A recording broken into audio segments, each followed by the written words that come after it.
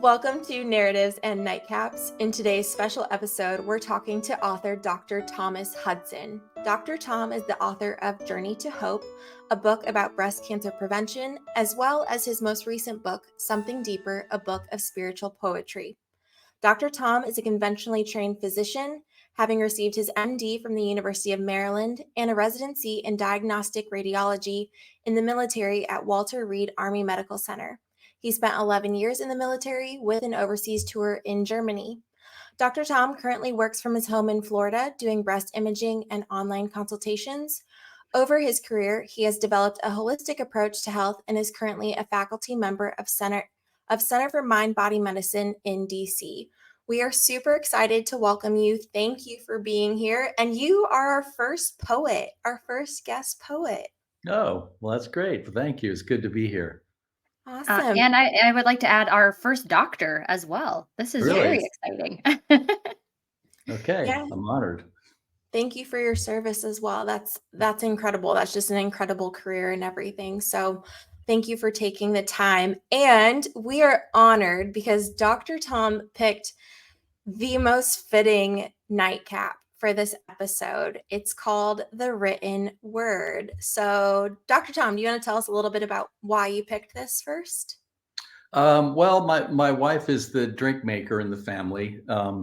I just know if I like them or I don't like them. I like virtually all the things she fixes. So I told her I needed something for this, and she ran through a few that she's made before, and I saw the name, and I went, oh, that's the one.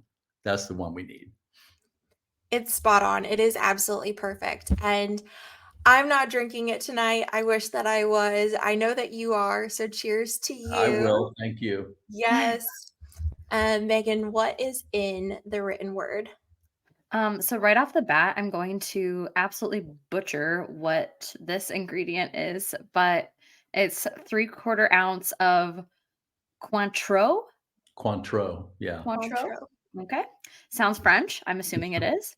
And then 3/4 ounce gin, 3/4 ounce herbal liqueur, such as green chartreuse, 3/4 ounce fresh lime juice, 1 cherry, and 1 lime wheel on a pick for garnish. It looks beautiful. It looks incredible. It looks Great, and it tastes great too.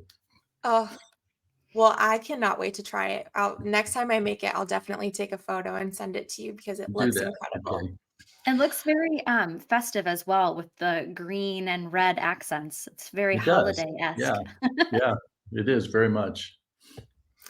All right. Well, before we get into your writing and everything specifically, we have just a couple of fun questions for you. Have you read anything recently, or are you reading anything right now that you would want to talk about or recommend to anyone? Gosh, in finishing my book last year, excuse me, it didn't leave time for reading a whole lot of other things. Honestly, I'm trying to think of my favorite authors. One is Ernest Holmes. Do you know Ernest Holmes? The name is ringing a bell, but He was born like 100 years ago. Is one of the things that inspired me. You know of Abraham, right? Abraham Hicks. No? No. She's very famous. Google her. But one of her inspirations was Ernest Holmes.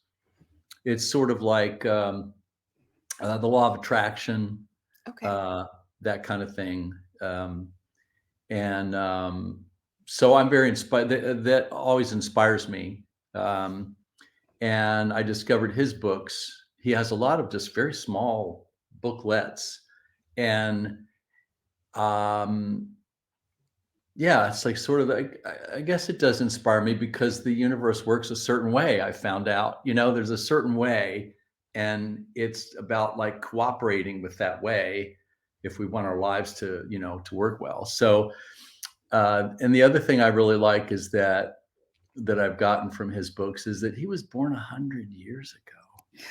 I think he died in the 60s, or his most famous books he wrote in the 50s and 60s, 1950s and 60s. And I always really thought, wow, I mean, there's such energy that comes through it.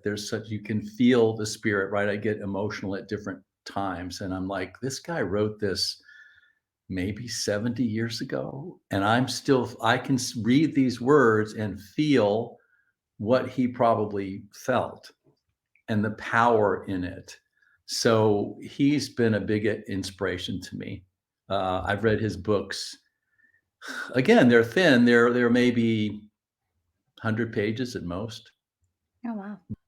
Okay, so let's talk about your first book, which I know that Megan and I have both read Something Deeper. Well, she's read things that I've sent her about Yeah, it. snippets. But I was fortunate enough to meet you and receive a copy of this incredible book. But before we talk about that, let's talk about Journey to Hope, which came out in 2012. 2011. Okay. Um, I guess where did that initial idea come from? More so, why did you want to pursue putting it into a book? It's interesting. I always say Something Deeper, right? The one I just wrote. That's the book I always wanted to write. The one just about sort of my daily reflections and that kind of thing. That's the one I always wanted to write. And I decided, well, I actually had a list of things I wanted to manifest right in my life. So it's this list. What do I really want to do? I said, okay, I want to be an author. I write a lot. I want to actually be an author. And so what do I write? And I didn't, excuse me, I didn't initially have the thought of writing anything medical at all, but I do breast imaging. I am intimately involved with the breast cancer diagnosis, and I speak with a lot of women at all different stages of it, from like I'm afraid I have it, but it ends up they really don't, which is mostly what happens. But all along, but some do, and all along that process. And I felt like I knew so much about it, and I had a different perspective on it than just the traditional, um, you know, conventional medical perspective. That's sort of, how do I want to say, it's kind of rote in a sense. It does the job, does a good job, but it's very kind of rote and like impersonal. So it came to me that, I can write the non-medical book the rest of my life, right? I can write that when I'm 90, but that I was in the middle of my career, and I felt like I had a lot of things to say about the whole breast cancer diagnosis piece from a mind, body, spirit perspective. And it just came to me. I put it out there. I said, okay, I want to write a book. Well, I don't know what it's about. I don't know what about. And when the light bulb goes on, you just know. And literally within 2 weeks, like, okay, that's the one I need to do.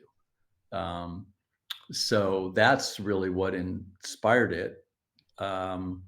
Is based on It was largely based on questions people asked me over the years, that initially I couldn't answer, like what's causing this, Mhm. or okay, I know my doctor's going to take care of the treatment, but is there anything I can do for myself? Um, and I would say, well, nobody knows what's causing it, and is there anything you can do for yourself? Well, I don't know. Go to your doctor and do what they say. Is just the standard stuff. And then over time, um, I started realizing, well, maybe somebody does know. I kept saying, well, I don't know. And then I said, we don't know. And then I thought, well, maybe somebody does know.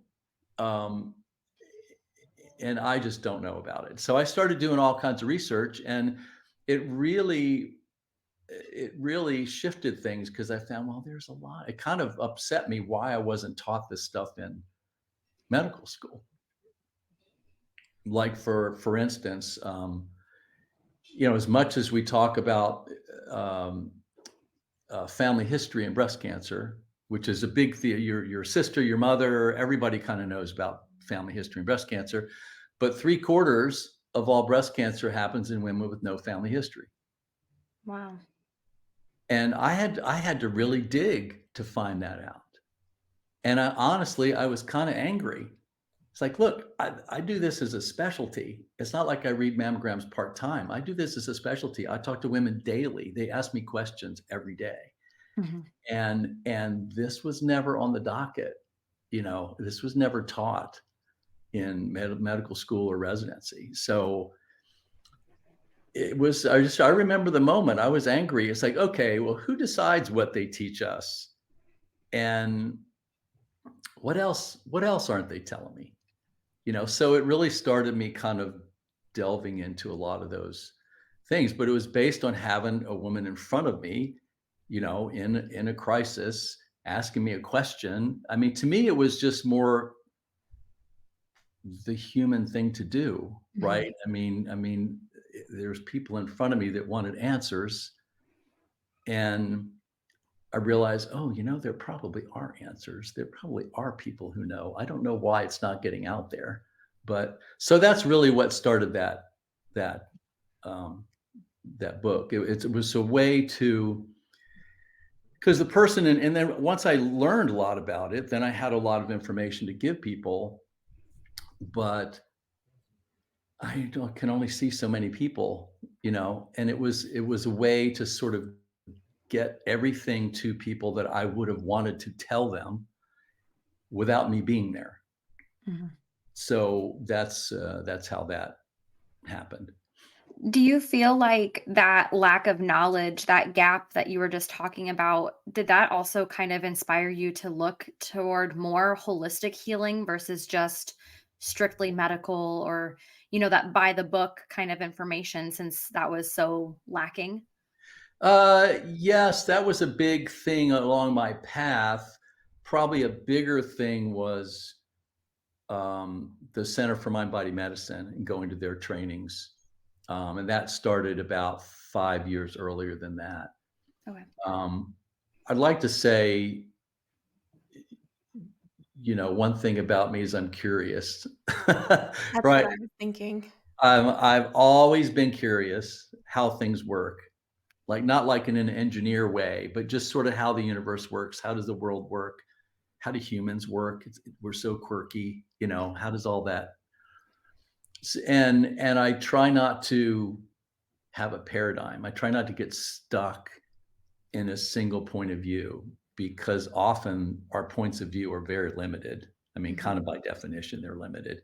And I just want to know how they really work. I don't care if it fits what I think today. If there's more information, well, I just want to sort of follow it. So, um, yeah, my introduction to the Center for Mind Body Medicine was a really big thing. I remember it's a little bit of a long story, but my wife introduced me to it because she was walking a friend through her cancer care. Her husband just sort of loved her, but couldn't emotionally do it. So she was going to all her appointments with her, telling me some of the things that her regular doctors would say, which was which is now kind of embarrassing, honestly. Um, just the limited point of view. And we went to a conference. Long story short, there was a conference across the street from a conference that I was going to, my regular radiology conference, with one opening. So she went to it, and then I remember she was so excited telling me all about meditation and relaxation and stress reduction and diet and all these things. And I remember sitting there going, how is that going to help with cancer? I mean, I don't know, man. This is kind of, but as I say, I got 1,000 husband points because it was important to her. So I listened, but literally, I kind of thought this was mumbo jumbo. And then, but again, I'm curious, and I could see they had studies, and I experienced some of the things, and well, gosh, I don't know. I think there's maybe there's something to this. So I started going to their trainings and whatnot. So I was already on that path. It got me Mhm. started on the path to, okay, I already know that what I used to think was not right. I don't know how not right it was. but I'm going to keep following this along. So the book happened and all that. I was probably well onto that path. Hmm. So I already knew it's like, okay, the question is, the big mistake people make, I think, is because it's so much bigger than just the little box, right, of medicine, conventional medicine, that they throw conventional medicine out, right? It's like, okay, it's like the baby with the bathwater. It's not like it's all terrible. I mean, you need the ICU. People do get sick. And you can't prevent, well, you can prevent a lot of things, but once they have it, you can't go back and eat correctly and fix everything. Right. So it's been sort of a matter of, it's kind of an ongoing thing even now. Where does it fit? Where does, right, the old medicine was just the conventional medical model, and the alternative, right, is the more holistic stuff. But they talk now about complementary medicine, about how does it all fit together, Mhm. right? How does it all work together? When is, stress reduction and diet and those kinds of things, when is that enough? And when do you really need to go, right, get your gallbladder out or something? Right. Um, so I'd say, yeah, the book was, I don't want to say the culmination, because I always feel like I'm evolving. I try to always evolve. Um, but I was well into that process already at that time. It's fascinating. It's so interesting to hear. This is a conversation that I think my husband needs to listen to. I was gonna say, I Um, think Jared would really thoroughly appreciate this. I he do for sure, and I'm not even in the medical field. he absolutely would. One thing, and this is kind of going back to something you said earlier, but it just made me think about how I believe you said 3/4 of women like don't have a family history with that. The other thing that I was thinking about is as two women, we're always taught to sort of start to worry about breast cancer at a later age. Mhm. And it was really eye opening for me within the past couple of years when I had two friends under 30 get diagnosed with breast cancer. And it when the first one happened, I was like, "Whoa, that's wow, that's surprising." And then another one within, a 6-month time frame was also diagnosed, and I kept thinking, "Man, we're told that we don't have to worry, that we really don't have to worry about that right now." And that was an eye-opening experience for me, for sure. Yeah, and it's changing. It's getting younger all the time. I'll tell this story. I remember, I've been doing this long enough that I remember, um, because I would do the mammography. I was at a different imaging center, and then we'd come back every week, like on Mondays, we'd have our weekly partners meeting, and we know each other. We've been partners for years, right? So we're friends and all that.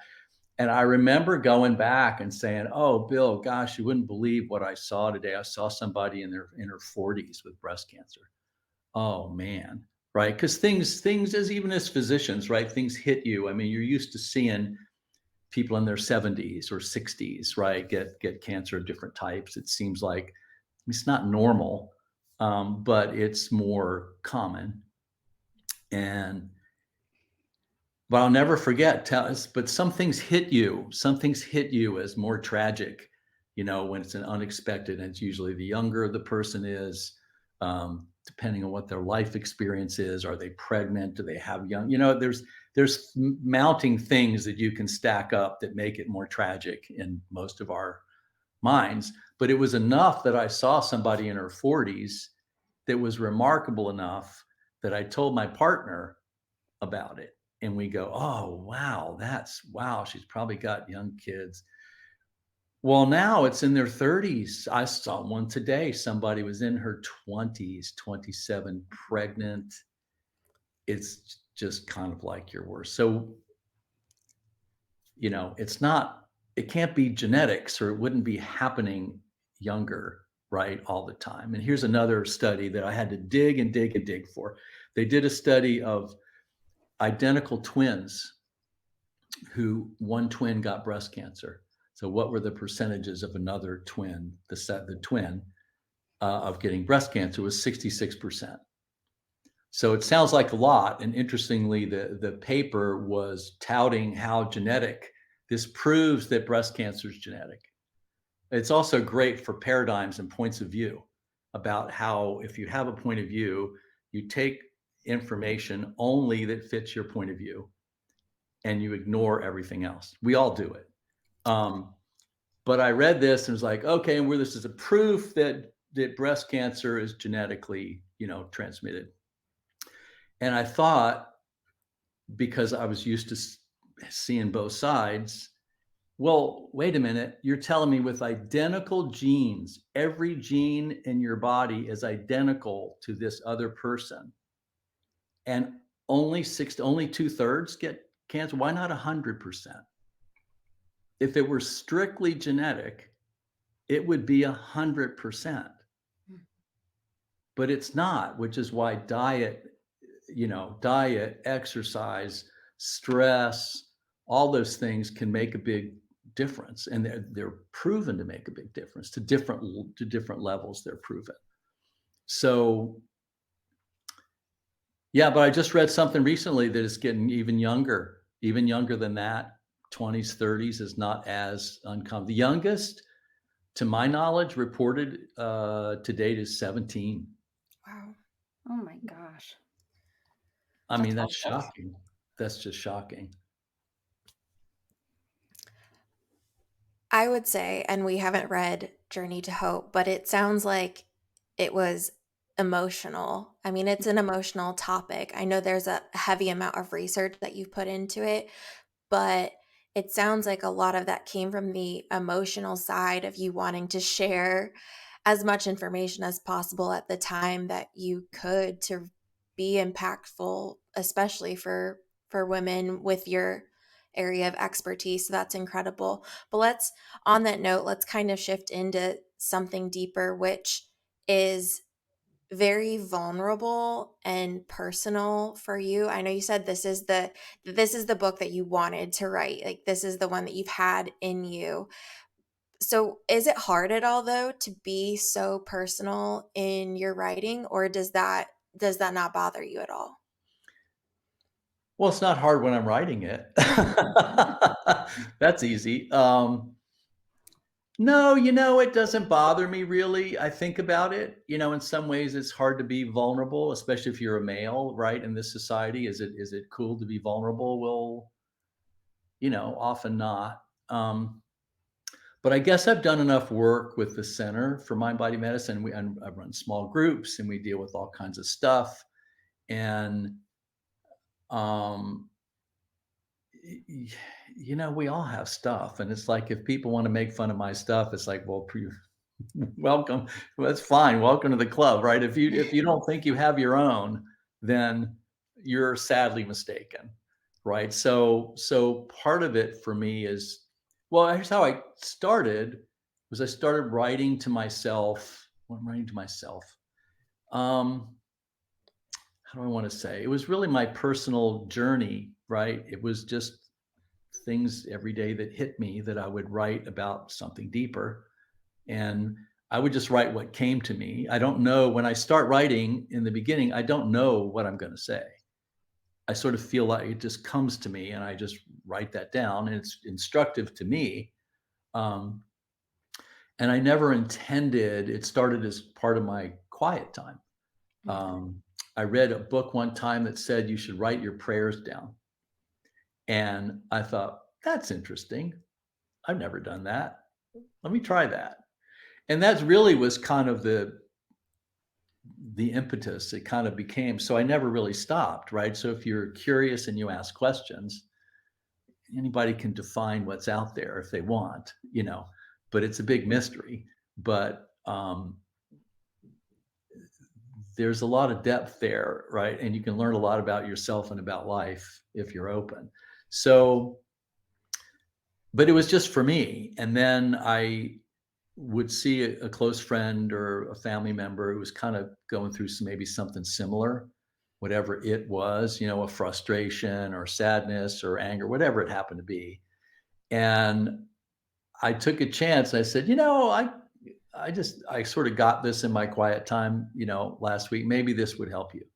And the feedback I got was amazing because I realized that I was able to write such that people could feel what I felt when I wrote it.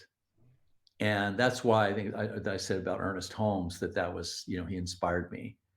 And I think when I got feedback from other people, it's the first time I realized that wow, I could describe that and what I was feeling in such a way that other people felt it. And that just encouraged me to keep on writing, and then I would give it out to different people. And I virtually always got really great input. I mean, it was more than just, "Hey, Tom, this is really good," right? Or I'd give it out to the techs at work, because we always had good relationships. And um, it was just more than, "Hey, Dr. Hudson, this is really good." I could tell that it moved them, Mhm. and they were always asking me for more, you know? So whenever I got inspired and wrote something, I would take it to work and give it to them and all that. So, um, people have been telling me for years I should publish it, but you know how that goes. We don't always value what we do. Well, it's just what I do. It's just me. It's just, yeah, I'm sure it's good, but whatever. We have a lot of internal resistance about those things. I think I do.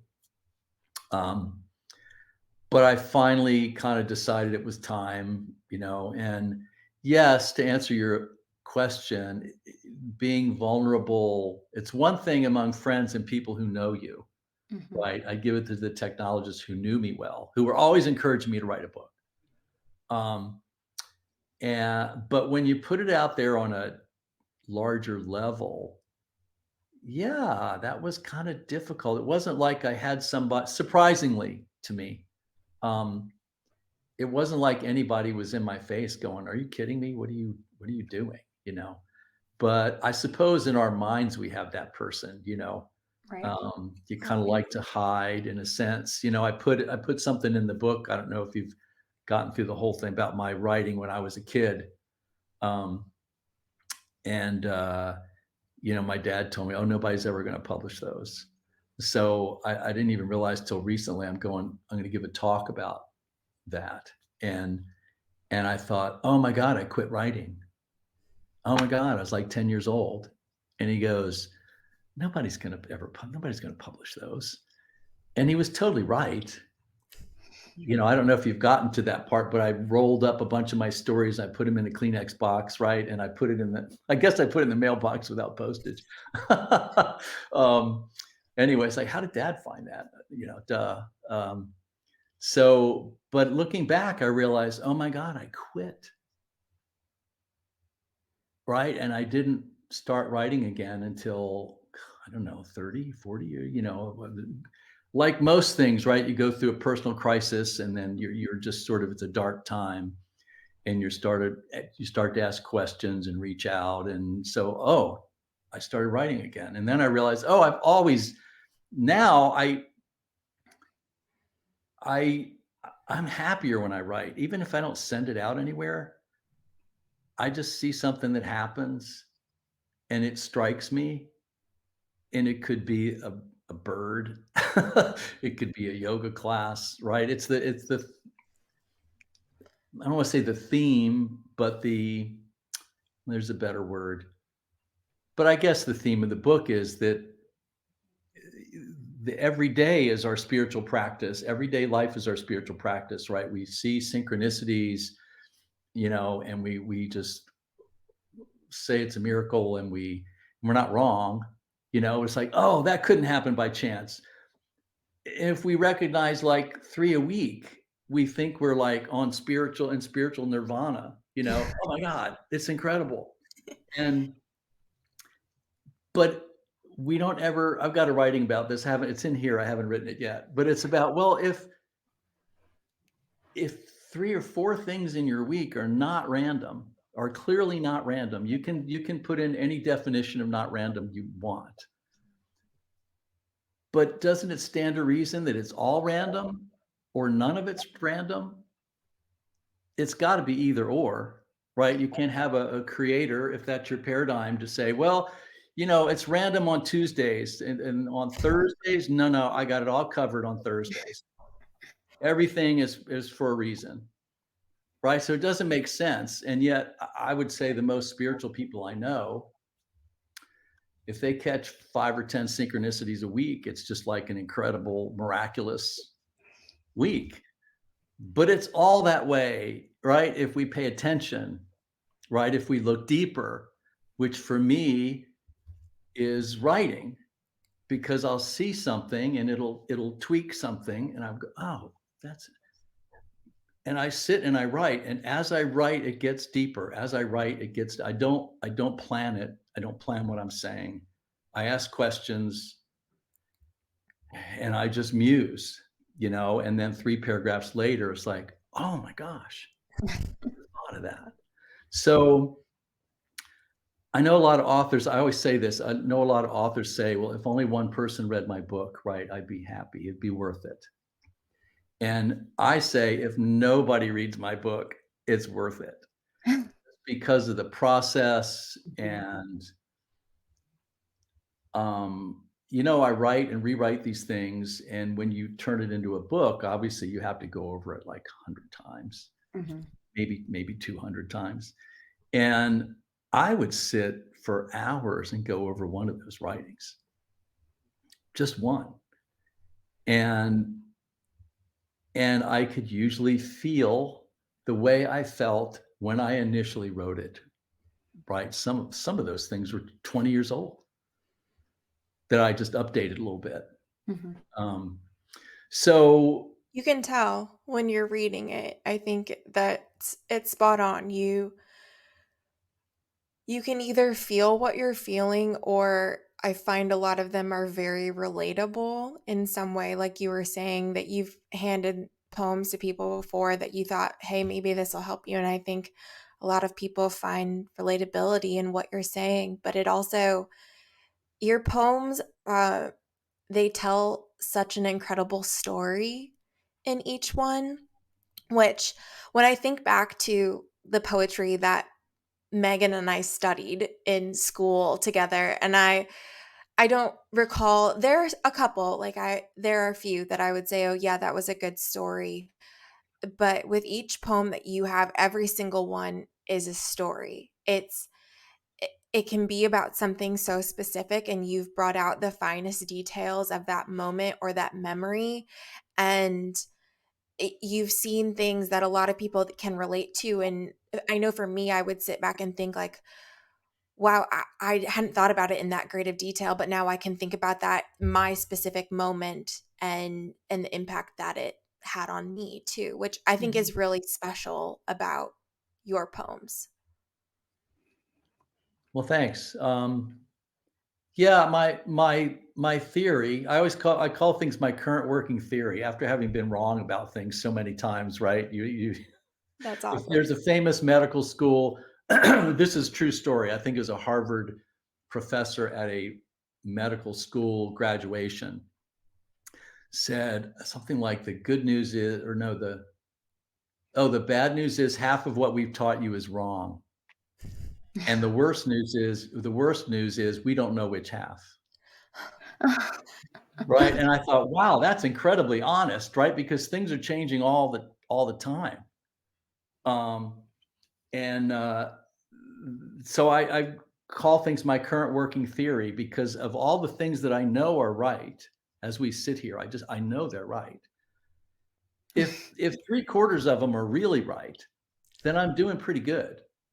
Right. So my current working theory is what I'd like to say, is that we're all living the same life, but the details are different, right? The details are different. So even Deepak Chopra talked about, like, he was talking about different emotions, and he talked about anger. People say, well, my anger. He said, well, technically it's not my anger, it's human anger that has happened to alight upon me for the time being. right? Because there's anger and there's happiness and there's sadness and there's joy and there's all of that. But there's only so many, but they're human emotions, and we all have different triggers. I mean, we're all beyond fingerprints, right? I mean, we're beyond unique, really. Um, but when you get down to that level, we're really all the same. I think that's why I felt like the message in being able to put this out there and be vulnerable about, hey, look, I'm messed up too. I don't have it all together.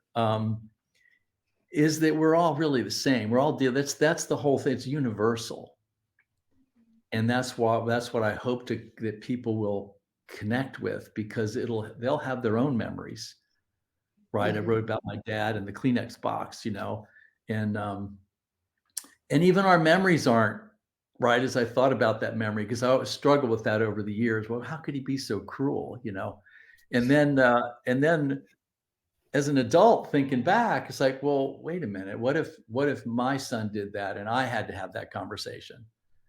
Oh, how am I going to tell him that? It's so even memories, especially childhood memories, they evoke certain emotions, but it doesn't mean that the memory is 100% true. Right. Um, Did you ever go back, like, to your dad to clarify your memory of that?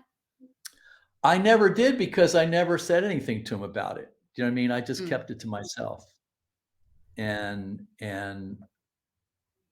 no, it wasn't important enough. It wasn't like a horrible thing he did. And the more I remembered it, it's like, oh, I thought maybe did say something about wait a few years.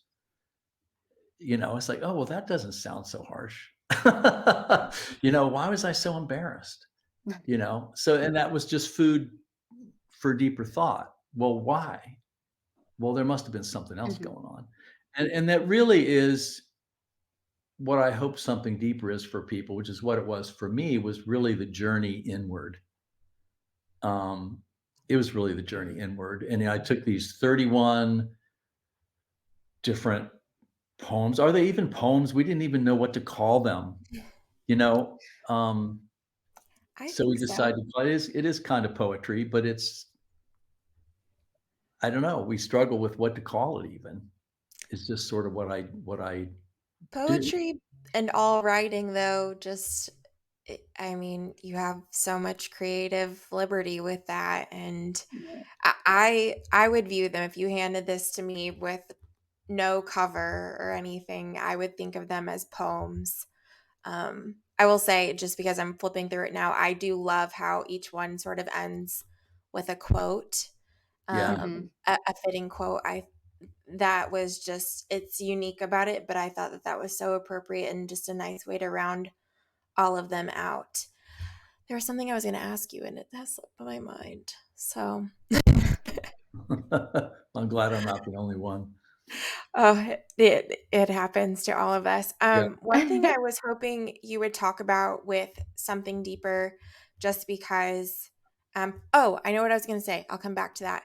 Yeah. I'm going to plug this for you for your book, because I don't know that you will. But one thing, talking about how you do hope that this is something that, if it's moving for anyone that reads it, that they're able to also have sort of a deeper reflection. You leave prompts really at the back of the book to encourage people with questions to ask themselves.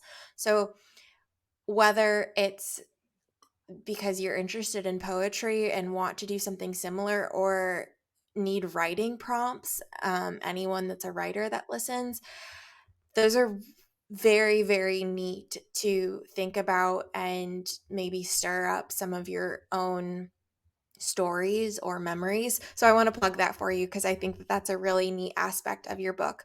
But with the book, one thing I was hoping you'd talk about, because I love the story at the beginning, is the cover and how the cover design came to be.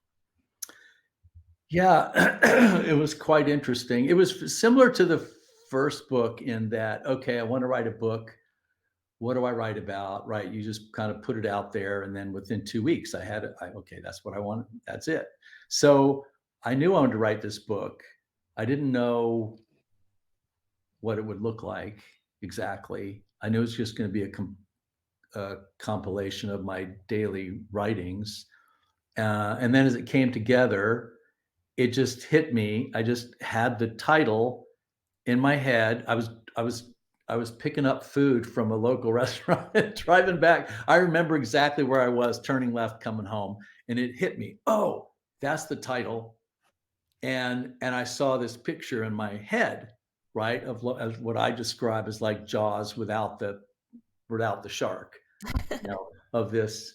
And a friend of mine has a daughter who's very creative, super creative, and I just had a sense that I should tell her. And I thought, well, she can come up with something just to give it to the cover design people, to give them an idea. So I ran it by her one day, and then literally within a couple days, she came back with this. It looks like an oil painting, but actually it's acrylic painting, and it was just amazing. And the publisher loved it. So the actual cover, 90% of it, except for a couple little tweaks here and there, was what this 10-year-old girl came up with. Wow. And I think it's a powerful cover. I'll tell you a quick story. My son was driving through the McDonald's, and I think there's an energy, there's a special energy just to the cover and that whole story about it. It's somehow, I don't know, reflective of what I hope the whole book is. And it's just thinking differently. But anyway, he was driving through the drive-through, and the person in the drive-through said, "Oh, that looks like a really cool book. Do you have any?" It was on his back seat. And do you have an extra copy? And he said, "Oh, well, yeah, it's really nice. My dad wrote it, but they're both signed, so I can't, you know." Wow. So, but just I thought, well, okay, when would you ever have the scenario where a person in a fast food place at a drive-through sees a book in your back seat and says, "Wow, that's really cool. Can I have a copy?" Uh, is that the first time that's happened in the history of the universe? Maybe. So I just sort of took that as a super. I have no idea how many books have sold. I have no idea. I haven't checked on Amazon. I don't know. And but stories like that really move me because it's like, oh, okay, that's personal. She saw the cover and she has some personal emotional response in the middle of doing cokes and fries.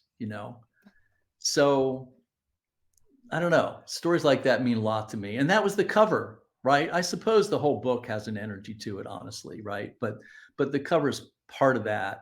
And I just think that's such a special story. Absolutely. I mean, from the get go, when you read that, diving into the book, reading that story, I was blown away by it. And it's the cover I thought was beautiful, but I didn't know that when I first picked it up, and getting to know the story behind it was really cool. Even, I mean, Megan and I always love to ask people, we're like, how did you come up with that cover? How did you do that? And some people have cool stories, and some people are like, nah, I just gave it to a cover designer. And Yeah. but it was just really, really neat to read about. So thank you for sharing that. This has been such a fascinating conversation. Your expertise and your open mindedness and your curiosity is so inspiring. You make me think about a book too that's called A Curious Mind. Mm, I don't know if you've read that one, but mhm. I'll send you a link if you're ever interested Okay. in it. Yeah. It's really good. Um, but so thank you for sharing that. Like, thank you for letting us be a part of your journey to be able to talk about this book and learn more about your career and your life, how this all came to be.